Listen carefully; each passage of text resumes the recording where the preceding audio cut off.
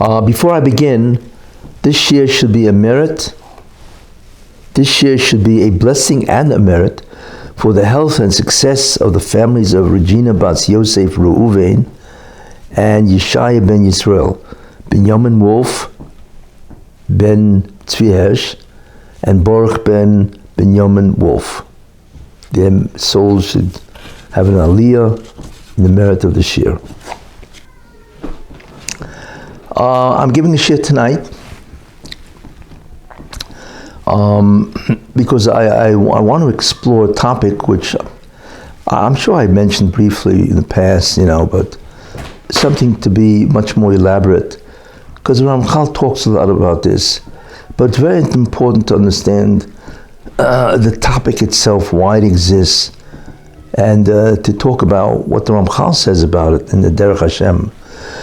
So in that sense, I'm returning to the Sefer Derech Hashem to explore this topic, which in many ways is very vast. And it's also the future. It's really, this topic is the future. And the topic itself is prophecy. What is prophecy? Now we have a very simple idea of prophecy. We look at the Nach, and we see there's a lot of people, not a lot, but there were a lot of Nevi'im, prophets in Klal Yisrael. Obviously they were able to tell the future and what God is saying, because in many ways a prophet was a vehicle to express or communicate the will of God, or what God is about to do. But that, in many ways, that's a very simplified version, because we don't realize that prophecy is a phenomenon. It's really what it is.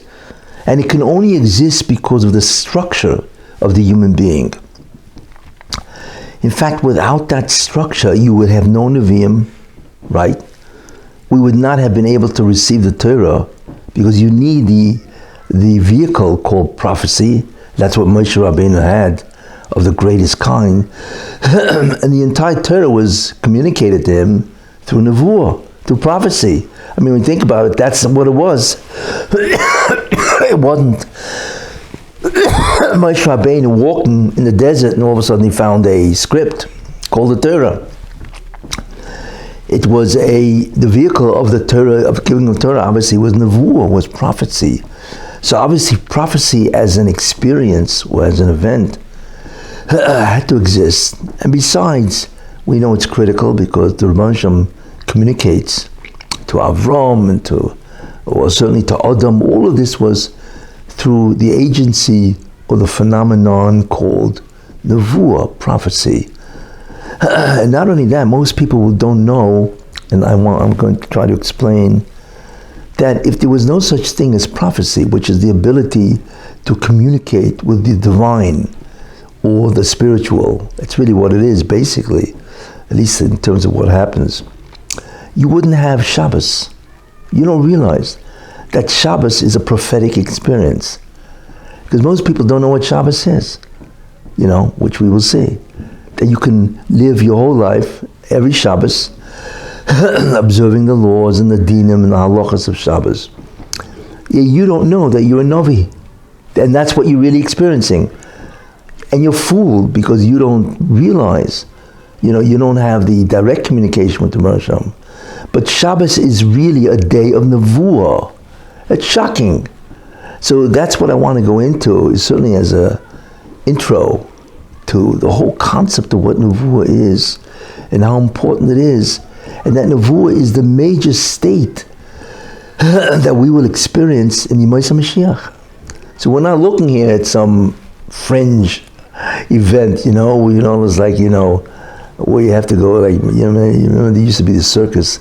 The circus used to have weird people, people that really had really weird stuff going on. Without getting into that and so on, prophecy is not weird. Prophecy is part of Judaism. And not only that, it is what Olam Haba is about. It is what Yemei HaMashiach is about. It is the major vehicle of the giving of the Torah, you see. And it is also a major idea in terms of Shabbos. and all the Yom Tovim. So clearly prophecy is not something which is on the periphery. Nevuah, prophecy, is fundamental to the whole religion of Judaism, which is really one of the things I want to explain. But before I do, I thought it was appropriate to address something that happened last night in America, in Philadelphia. There was an asifa, a gathering, and it was like 20,000 people, which is really very nice, of thousands and thousands of B'nai Torah, guys who learn Torah a significant part of the day. You see, it was sponsored by the Lakewood Yeshiva, BMG, Beis Medrash Gavoya and so on. I understand it was really packed and so on, which is really tremendous, for the expressive purpose of what? Of celebrating, right? And giving honor and prestige to people who are engaged in Torah, because that is one of the things that upholds the world, which we know, Limud Torah. If there's no Limud Torah, the world does not exist, and so on, So, there was a lot of people there and so on. And I was waiting for somebody, I didn't hear, but I didn't hear most of it, and so on. I was not able to go, whatever. But what they would say, right? How do you mechazek? How do you inspire 20,000 people to learn Torah, right? To set aside times to learn Torah, right? Because what you really want to talk about is the significance of Torah. Anyway, so I'd like to add my 2 cents, hope it's worth more, to what I would have said had I been invited, in any case. And I would have said this: what we do not understand is really what Torah is. Because the way Torah is the form of Torah that we learn is really basically a law book. It's laws, right? Halachas, right? And what is a law? What is a halacha? It's the required behavior in a given situation. That's what a law is. That's its definition. There's a given situation. It's called a case or the situation, right? And what is the required behavior? And there are absolutes. Now, there are many things to say about that, but that's basically the way it appears to us, you see. But really, I just would like to talk. I once gave a shiur, actually several shiurim, what is the Torah? But there is one idea that I would like to express, which I think would be very reinforcing about what you do when you learn the Torah. What is that? And it answers many questions. One of the most puzzling questions that it answers is not only what is the significance of Torah, but why is it so important, really, Why do I have to spend all my days learning Torah, thinking about Torah, and so on? So what I would like to say is the following. What is Torah really at what's called an essential level, ontological level? And one of the best examples I could give of what Torah really is we know that matter, right? Matter has many states of existence. In fact, it really has 4, even though most people, I think it has 3. Let's take water. Water is, H2O, right? 2 atoms of hydrogen and 1 atom of oxygen.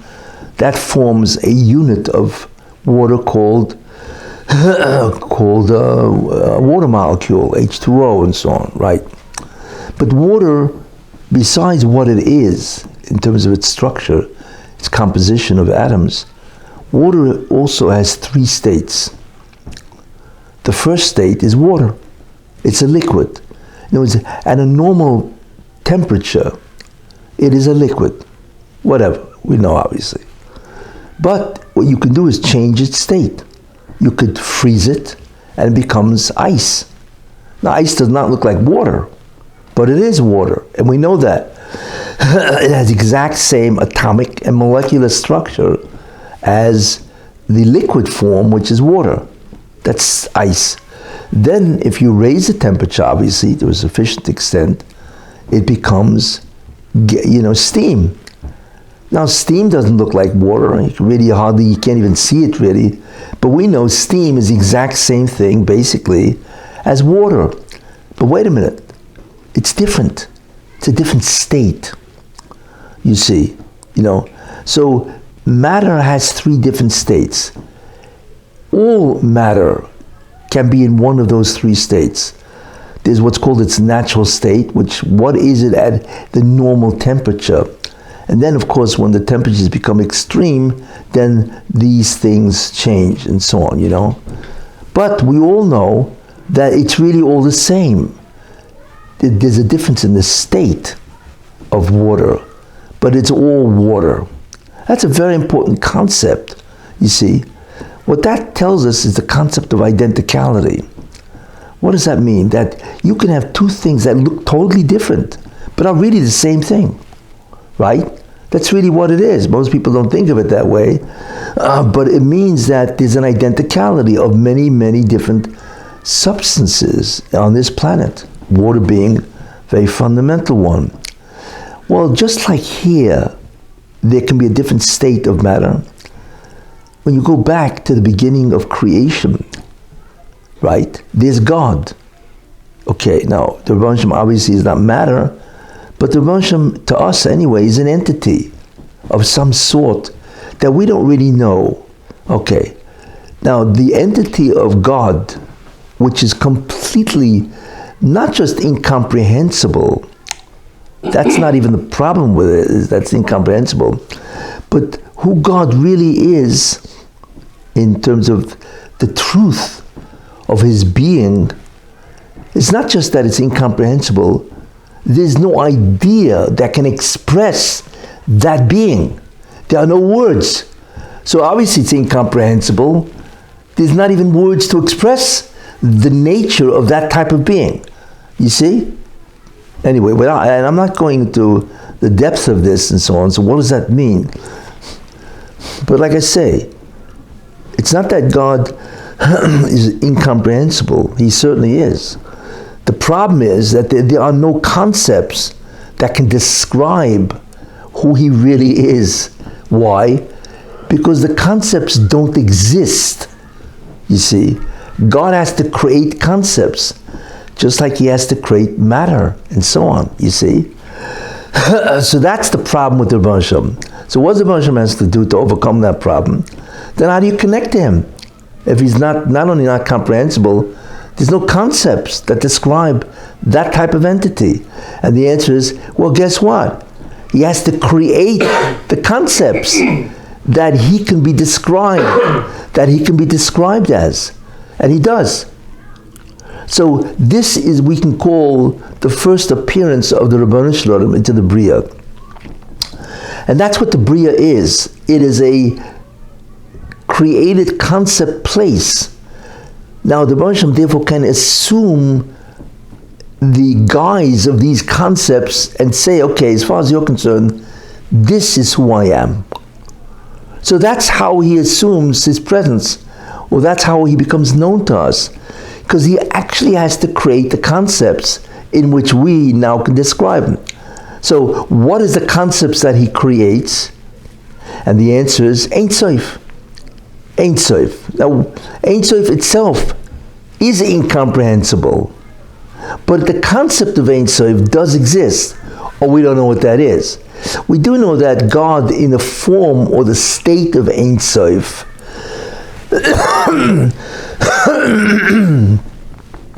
right? We know in that form that, like I said, that there are concepts, but they are truly incomprehensible, without getting into what that means and so on.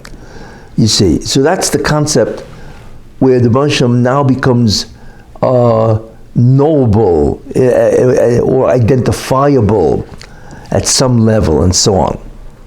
So the area called Atzmusoi, who he really is not only incomprehensible, right? There's no concepts that exist that can even describe that entity. So that's called atzmusoi. That's the words I use, right? Now, God as a nivra, so to speak, which means that he created concepts, right? In which he can identify himself, not that he is that, which he's not, but at least to us, he can be identified, using that concept. So that is called Ein Sof. Fine. Now, Ein Sof itself is a level where the Rebbe Shalom, like I said, is really incomprehensible, right? But at least there's something there that can be identified. Now, but Ein Sof itself has many states, like water, which is interesting. Okay, so there's a thing called Ein Sof, right? And then there's a different state of Ein Sof, right? We can call it Shechina as a general term. So Shechina is another state, just like steam is another state of water. Shechina is a state of Ein Sof, which is very interesting, you see. So Shechina is one. But there's another state of God. And most people are not aware of this, right? So we now understand what? Atzmusoi, which is I mentioned. Then Ein Sof, right? Which means can be identified in some concept, even though it's not comprehensible to us. But then there's Shechina, whatever that is, right? Which we can, because it represents God in that sense, or it's another state of God, we can therefore, get a grasp of the Rebbe Shalom. It's now more graspable, if you want to use that word. And what I want to bring out, and this is what I would have said at that Asifa, is that there is another state of God, right? There's Ein Sof, one. There's Shechina, which is two. But there's another state, and you know what that state is called? Torah. What Torah really is, and we have no idea of how and why. You see? Torah is God at a different state. You see? So instead of water and steam, you now have ice. I hate to use that word, ice. It sounds like God is very cold, right? But it's another state of matter or substance. Torah is that. What does it come out? Comes out amazing idea. That when you learn Torah, right, in some way you are attaching yourself to the being called God. Because that's another state of God. Now it's true we don't understand how. And by the way, Olam Haba is the place of exploration for eternity. That's in Olam Haba we go through all the different levels of understanding the different states of God. You see, that all happens in Olam Haba, which is very important and so on. But in Olam Haba we will understand what the Torah really is. You see? But what I'm trying to emphasize is Torah, even though we don't know how, like I said, to us it looks like a law book, but it's not that, really. That's how we understand it. But what Torah really is another state of the divine. It's another state of Elokus, of God. Therefore, when you learn Torah, what are you really doing? You are attaching yourself, dveikus, to God Himself. And that's why Torah is so significant, because it's God, even though we don't understand that. So could you imagine somebody who devotes himself all day long, right? All day long he learns Torah Shebiksav, the written law, Torah Sheba'al Peh, the oral law. Can you imagine? This is what the person does. That means basically all day he's attached to the Shekhinah. Now, he doesn't understand that, he doesn't know this, right? But he doesn't have to here. All of this will become readily available, you see. in the Yemais HaMashiach. That's when we first begin to get an inkling of what Torah is. In fact, if you want to know, we know that in the Yemais HaMashiach, there's a thing called the Nun Shari Bina, the 50th gate of understanding. What is that? A deeper understanding of the law? Yeah, that's not really what it is. What is this Torah of the Mashiach? Where it says, I brought this Medrash down, I think last week or whatever, that the Medrash Rabbah in the end of Koheles says an astounding statement, that all the Torah of Moshe Rabbeinu, which we know is everything, right? I mean, it's Bavli, Yerushalmi, Sifrot, Sifrei, Mechilta, right? It's everything. It's Shadis and Shuvas, Svarim and so on, right? Right? All of that, right, is Hevel, is nothing compared to the Torah of the Mashiach. Nothing. That's how insignificant it is. Not because it is insignificant, because it's the weakest form or state of God. You see, I hate to use the word, but it's the grossest form of God. It's like the finest form of water is steam. And what's even above that is water. It's more gross. And above that is ice, where it becomes a solid. You see? So therefore, the Yemais HaMashiach, the Messianic light, which is the Nun Shari Bina, which is the 50th gate of wisdom, is the Torah. We know that. It's called the Or Rishon. What is that Or Rishon? It's where what you're looking at is now manifest as God. You see? Not just as a mitzvah. Now we don't understand what that means. And now we can understand. That's why the Torah of Moshe Rabbeinu is nothing compared to Yemais HaMashiach. Do you have any idea the statement, the significance of that statement? Because remember, Yemais HaMashiach is a time that men live. We're not talking about Olam Haba. We're not even talking about spiritual worlds. We're talking about a physical world in which Torah will be manifest as God, but obviously at a very low level. You see, that's how we can actually begin to understand. It's not that we'll know more information, you see, or we'll have a deeper understand. We'll know the contradictions of the Rambam, with the Machlokes Rishonim, the Rambam, the Ravad, and so on, right? No, that's not really what goes on, where all of a sudden all the people will have an answer. That's what people think. Everything's going to be answered. All the Ravads, the Rabbi Avram ben David, the Hasagas of the Ravad against the Rambam. Well, all this is going to be known. Like it's a huge forum of all the people. No. What it means is, like I said, and really the Torah hints to that. Kimolo ha'oretz deyo. It's Hashem. You see? The world will be filled or saturated with the knowledge of God. It doesn't say it's going to be saturated with knowledge of the Torah. You notice? It doesn't say that Torah is going to be all over. Why? Because the essence of the Yemais HaMashiach is not a svarim of the answers of the Rava to the Rambam. That's what most people think. No. It's where the manifestation of God is now revealed as a state of God. Torah is a state. So we now actually begin to see God in the Torah. You see? It answers on this, gives you a real understanding why it says that the earth will be filled with the knowledge of God, not Torah. Why?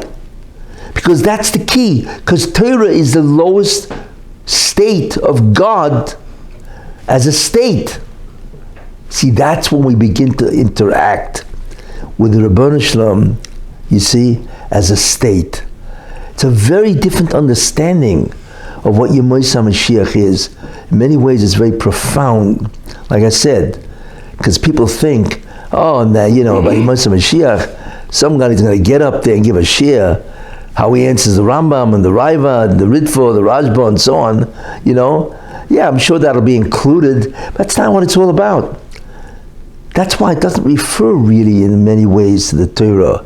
It refers to God, the revelation of the Ribono Shel Olam in Yemei Mashiach.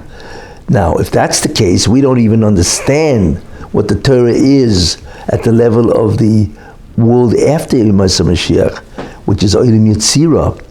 That's the beginning of the spiritual domain, right? And then there's Bria, the world above that, Natzilus, which is the world of divinity. And we're not even into Olam Haba yet. So we have no idea of realities, of what there really is. You know, to us, well, everything's physical. You see? And therefore, that's why Torah is very physical. In fact, because of that, it has to reflect the laws of physicality. Torah has to assume physical situations. And then we can exercise laws about that physical situation.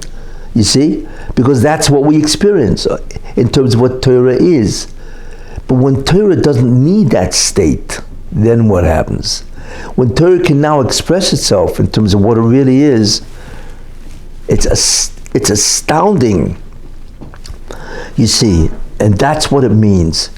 Now, where do we see this? Because it says, there's a Chazal. I'm going to give you two Chazals and move on. First Chazal is where it says, Kutche B'rechu Shchinte, the Ribono Shel Olam and his Shechina. See, now you understand what the Shechina is. It's another state of Kutche B'rechu. You see? But Kutche B'rechu is not comprehensible. It's not even knowable. Ushchinte is the part, the Ein Sof, that we begin to be able to tap into it because it has a concept, even if it doesn't, it's not comprehensible. But it says, Kutche B'rechu Shchinte, right? And then Klal Yisrael and the Torah is Chadhu, you see. So we begin to realize that we're not dealing here with some new entity. Everything is the Ribono Shel Olam, you see. That's how we know that it's all, Torah is an identicality with God. And I already spoke about the Neshama as an identicality with God a couple of Shiurim ago and so on. And the second idea, which is very important, is there was a dialogue, or I should say a debate with Moshe Rabbeinu. We know that the Malachim said to Moshe Rabbeinu, why should you get the Torah? Right? We want the Torah. Right? We want it. So the obvious thing that anybody would have answered them is, excuse me, you know, it's a law book that assumes physical situations. You don't have those physical situations. You know, you don't have any possessions, so what's the point of stealing? You don't have mothers and fathers, so what are we talking about here? Right? That's what Moshe Rabbeinu answered them. You know, it's a law book that needs physical situations. You don't have them. You see? So the real question is, it's obvious what Moshe answered, what in the world were the Malachim thinking? They know that. And the answer is because they know that Torah is a state of God. And that's what they wanted. They wanted the state of God at the level of the Torah state of God at a much higher level, not of the physical realm, but of the spiritual realm. And they were right in that sense, that the Torah at their level can be applied because it's really more knowledge of God. And everybody wants to know, at least they should want to know, who God is. Because the entity of the Ribono Shel Olam is something we cannot even begin to fathom, and so on. What an unbelievable entity he is, and so on. You see. So that's the answer. And Moshe Rabbeinu answered them. The reason why Torah has to be at this level, the reason why the Torah is at the level where it's part of the physical world, right, is because the Ribono Shel Olam wants the Torah to be dependent on the acts of man, because in that way the Torah grows. Clearly the Ribono Shel Olam wants the interaction, right, of mankind to be able to influence the amount of Torah. First idea. Second idea, which I wanted to say, is that we are living in very dangerous times, which is a comment on current events, because it's happening all over the place. You see, there is a certain concept which is valued and treasured by God, and He will not tolerate a violation and an abuse of this concept. What is this concept? This concept is the concept called justice. God runs the entire Bria through justice. You see, what is justice? Justice is a rule that man determines what happens to himself. Not God, man. And God will do in accordance with what a man does. That's why we used to say that God is a shadow. Like a shadow doesn't do anything on its own. It follows the person. That's what a shadow is. The Moshe is a shadow in the sense that He doesn't do anything to us. We do it to us. And He just follows what we did. You see. So justice works two ways, we know. It rewards you if you do good. And the second thing that it does is you get punished. Why? Because justice in that sense, you must undo what you did. That's true justice. You see, that's why you can't complain and say, well, why are you doing this to me? So Hashem simply says, well, what am I doing to you? You did it. I'm just undoing it. That's really what justice is. It must come from your actions. You did this, right? You did A, so you need to undo A. Justice is not where you do A and you get B. No. B is nothing more than an undoing of A, and that's what Mida Keneged Mida means. Measure for measure. You did A, so what do you get? You get A. But A, if it's not good, is an undoing of A. See, that's why justice is really the most logical form of how the Rebbe Hashem reacts to people. You see? And that's what determines God's acts. Very important idea. That's the concept of what Mida Keneged Mida, you see, because the Rebbe Hashem in the end has to perform or interact with you with an absolute degree of undoing, which is justice. Same idea. If you do A, which is a great act, right, then you get A, because God says, well, you did A, so I'm giving you A. That's what you did. Except He gives it to you in a different form. But really, in the pneumius of it, it's the same thing, right? If you do something good, you do a mitzvah, what you're really doing is acknowledging the existence of God, and that's why I'm going to do His will. So God said, well, you acknowledge my existence. Guess what? You will get my existence. That's Mida Keneged Mida on the positive side. You see, that's really what justice is. We are witnessing, right, the upheaval, the overturning of justice. You see, and that's what's happening in America. We don't realize something. America has become not only an immoral society, they have become a lawless society. But here's the problem. You want to break the law, right? That's one thing. And therefore that's what they're doing. There's no law anymore. New York is a lawless city. It's being destroyed while we watch. Los Angeles, Philadelphia, Portland, St. Louis, New Orleans. All these cities after cities are lawless. And nobody cares. Or they come up with these ridiculous concepts. Well, the criminals are the victims. Are you crazy? What do you mean they're victims? You know, they can't do to others, because even if they had a bad situation, what gives them the right to harm other people? For what? This whole concept of racism is absolute stupidity. This is what's happening. We can't believe what's happening in America. I'm not even talking about the morality. That's another problem. I'm talking about the justice of America. So what's happening is we are watching America die because it has become a lawless society. And here's the problem. God will not tolerate that. Why? Because justice is what is the foundation of society. You see? You remember there was a city called Sodom. Why did God destroy Sodom? But what's interesting about Sodom is not only destroyed Sodom, right? Which he did. But the way he destroyed it was supernatural. You know what I'm saying? It was supernatural. Question is why? Because Sodom was not only immoral, you see, but what they did is they were completely anti-justice. It was ridiculous. The victim became the perpetrator, if you know all the stuff that they did. So God said, listen, my society can't exist if there's no justice. People can't live together if there are no laws.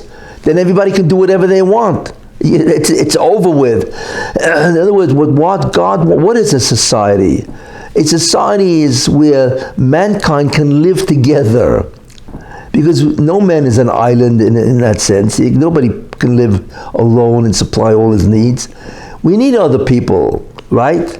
Even not only in terms of religion, somebody's got to make manufacture the food, and then I can eat it and so on. Society is where man can interact with man and survive and flourish. Without a society, then everybody goes back to being basically a loner.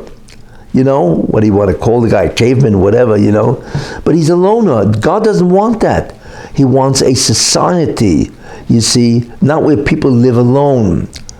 And I once spoke about that, the concept that all mankind are really united and so on. But in any case, so therefore, in order to survive, preserve society, mankind has to have rules, regulations. Well, how do we survive together? That's why there are laws. That's why there are courts. So man can survive together, right? When a society becomes lawless, that is the beginning of the end of society. It's the breakdown. Why do you think everybody's leaving New York? Right? What does it mean that they leave New York? What a person is saying, I can't survive here. There's no society here. I can go into the train station, right? And somebody's going to walk over to me and punch me in the face, right? Or throw me on the tracks. This is not a society. It's a Hefkewelt, as they say in Yiddish. Therefore, since it's not a society, I have to get out and go to Florida, Texas, wherever they're running. But that's the biggest proof that New York is not a society that is sustainable.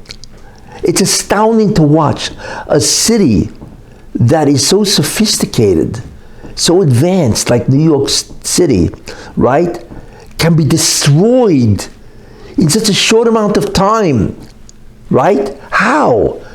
New York's got 8 million people? How in the world do you destroy a city like New York? In what? In 2 years. And the answer is, all you need is a bunch of idiots, right? That's all you need is a bunch of idiots, schlemazels. I don't want to use other colorful terms, right? And all you need is a group of them. You don't need much. And if they have the authority to rule, they can destroy a city as large, as sophisticated as New York. They can knock it out in 2 years, which they're doing. It's all it requires. It's astounding. To build up New York takes hundreds of years? To destroy it takes 2. You see, and that's really what's happening with New York and Los Angeles and so on. The problem is this. It's not only that society will not exist. That's one dimension of the problem. And this is why I'm saying, since we have the model of Sodom, so God said to Sodom, listen, mankind can't survive with this. Therefore, just like you are violating natural law, therefore natural law will destroy you. So they were destroyed supernaturally. Midah keneged midah, measure for measure, you see. So he destroyed them. What do we see? So why did he destroy Sodom? Was it only because they are destroying the ability of Sodom to be a city? Yes, that's certainly part of it. But I hold something much deeper. Because Sodom made a mockery of justice. As they say in Hebrew, a gelächter, as they say in Yiddish, they made a mockery of justice. It's like they all got together, right? And they convened a gathering and they invited God to join the gathering as the honored guests. And they all lined up in front of him and they laughed in his face and said, you think your will is going to be sustained? You think you're going to tell us how to live? Oh no, we defy you. We make a mockery of the law or the rule or the principle that keeps us afloat. That's what God will not tolerate. America is a beacon to the world. They don't understand that. So when America makes a mockery of the law, it's not just that they defy the law with their stupid absurdities and so on. It's worse than that. They laugh in God's face because they know what it says in the Torah. They know the whole concept of what a legal system is and how necessary it is. But they're all laughing in God's face. Now, God is not insulted. He's above it all. He doesn't get insulted. But what he does say is, wait a minute.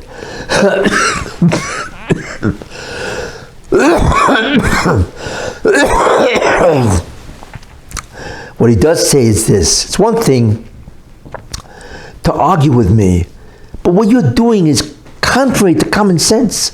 It's contrary to logic. Not only that, this is not the purpose of creation. It's to have a society, right, that will ultimately do the will of God.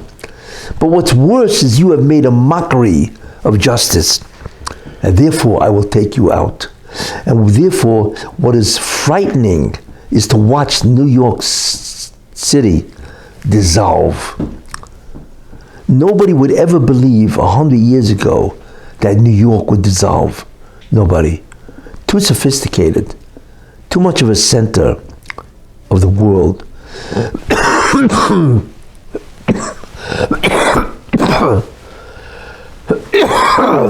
But that is what's happening.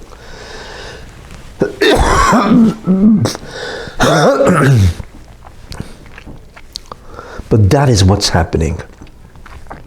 You see, and therefore it's frightening that if God can do this to New York City, which is in many ways the fulcrum of America, imagine what he can do to any country, which he's doing, by the way, to Ukraine and to other countries and so on. And that is frightening to watch, that America has actually succumbed to this.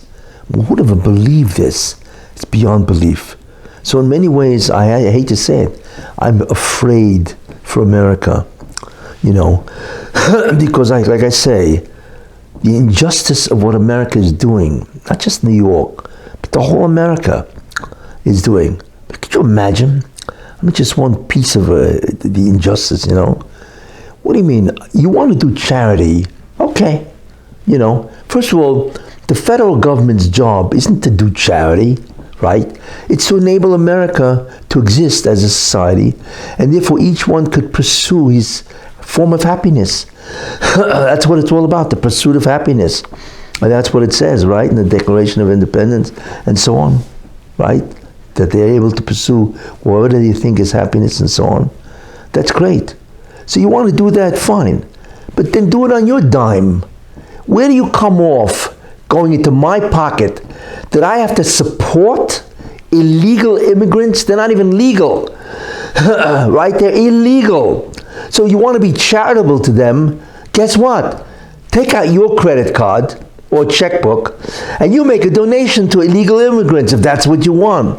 But how can you go over to illegal immigrants who are illegally here?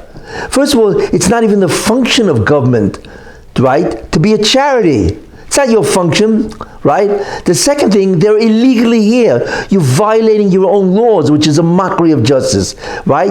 And the third thing you're doing is I have to pay for them? I have to pay $380 a day to put these people up, right? Now, it sounds, well, how could you say that? Of course I can say that. I'm not talking about being against charity, but this is completely inappropriate, misplaced. You see? So that's what the incredible injustice is. How do you take my money if you want to do charity and give my money to charity, tax dollars? What do you get a right to do that? You don't. It is illegal. It's called legal theft. And I hold it's unconstitutional. Where are people? Nowhere. Because that's the insanity of the mental state of people living in New York. You see? Now, I'm not against helping people, of course, but where do you get a right to force me to give my hard-earned dollar, instead of giving it to my family, I give it to a guy who's illegally here, right? Do you know how much money it costs to support the 70,000 to date immigrants? It's insane. That's only one kind of insanity going on, and so on. And that's what they're doing. I'm not even going into what they have to support these guys with. You know what it is? Free hospitals? You know what that is? Free education? Why? They're not here legally. We had to sweat for this. So what gives them the right? It boggles the mind to watch grown men and women do this. You see? So we're not just talking here about lawlessness, right? We're talking about absolute stupidity and nonsense. You see, and you want to do that? Fine. But there has to be what's called a geder. There has to be what's called seichel, common sense. You see? You can't do that to people. It's like the might makes right. Well, if I can force you, then I can do it. No, you can't. That's the whole concept of justice. So America is making a mockery, not only of law, but even of privileges. And they have violated their own ability. Nobody gives them the right to come in and force me to give money to people. If I want to give charity, hey, I'll give it to where I want. Why do I have to give it to this illegal guy? Now, I feel sorry for the illegal guy. It's true. I can understand him. Of course he wants a better way of life. Most of the world is a miserable place to live. All the third world countries, I understand that, But there's got to be a gvul, a boundary. That has to make sense here, or the whole thing falls apart. This is just one of the simple ideas, and so on. But what worries me is the mockery of not only common sense, it is the mockery of justice. And God will not tolerate that, you see. And we are watching what God is doing. He's destroying New York, LA, and all the other cities. I'm hoping that the Yeshua for this is that God will not destroy America, and I don't think he will.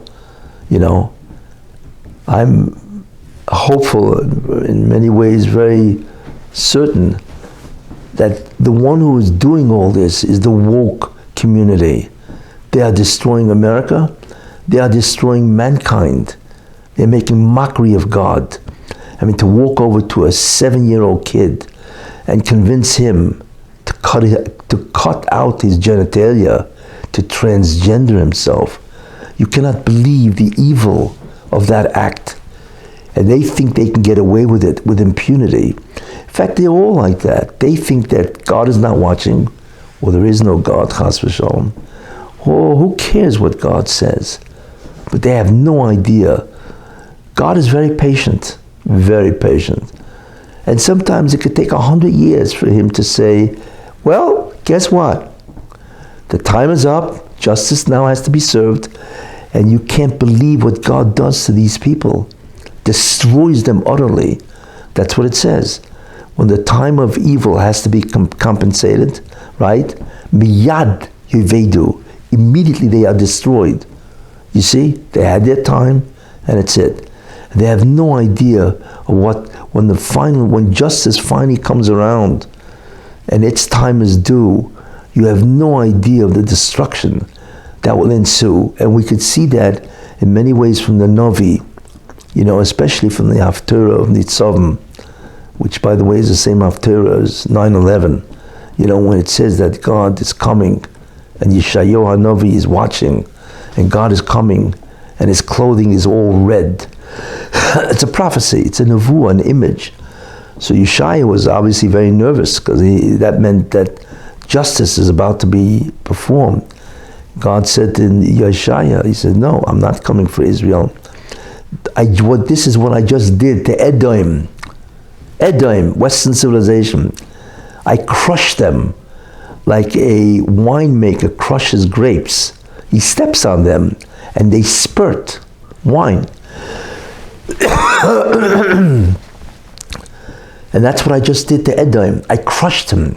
So he's spurting blood, and that blood has gone on my garments. Could you imagine what God did? What kind of analogy is that?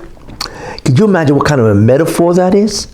Right? You squash a guy and his blood is spurting all over the place. I mean, it's hard to even imagine what that means. So the question is, wait a minute. What in the world did Edom do to deserve this? You know? I mean, I understand there's justice, but wow. We are watching an annihilation of Edom. So could you imagine what they must have done where they deserve to be splattered, where their blood spurts out of them? Can you imagine what justified the act of God? Yes. You're looking at it now. It's called 2023. That's what it's called. Because they are not just destroying America, which is a beacon of morality and justice to the entire world. It's a choizik. Let's just say in Yiddish, they laugh, right, at what they're doing. Pronouns, mutilate gender, you know, and today homosexuality, LGBTQ, and all of this, you cannot interfere. They're even taking the army and making them woke. I mean, it's like, whatever happened? America is an Alice in Wonderland country. It's basically what it is, you see? That's called a chayzik.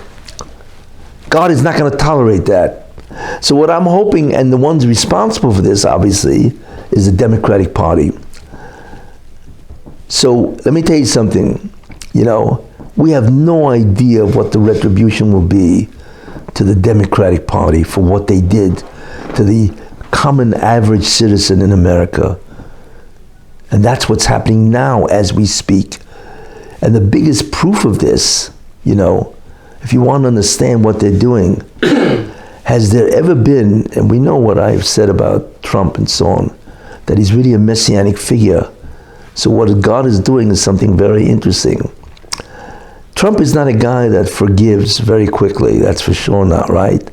Could you imagine what he's feeling inside him? He has been humiliated, probably the greatest humiliated person in American history, because it's not just he's being humiliated as a person, he's being humiliated from the highest office, and he's being treated like a shmata, literally.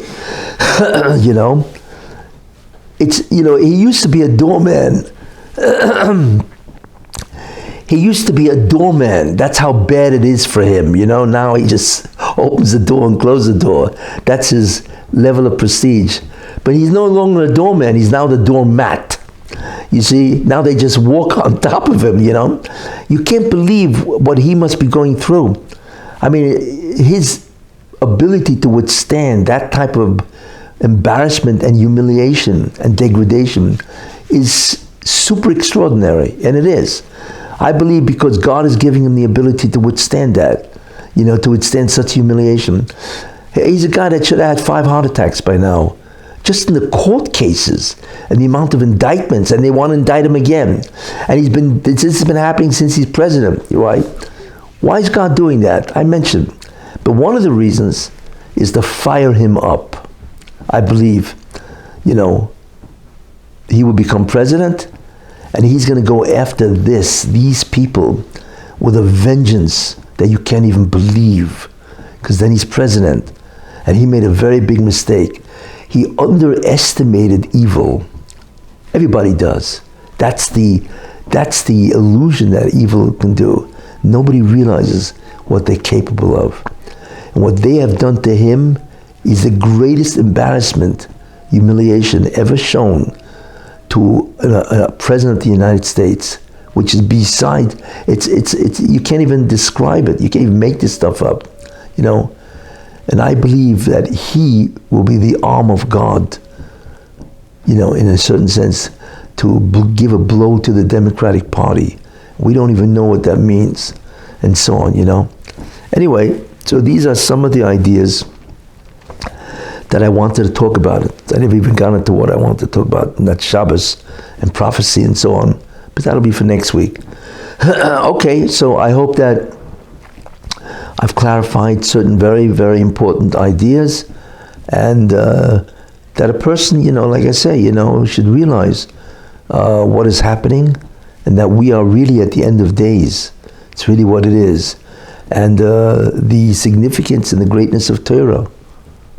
The Torah is nothing more than a state of God. Okay, thank you.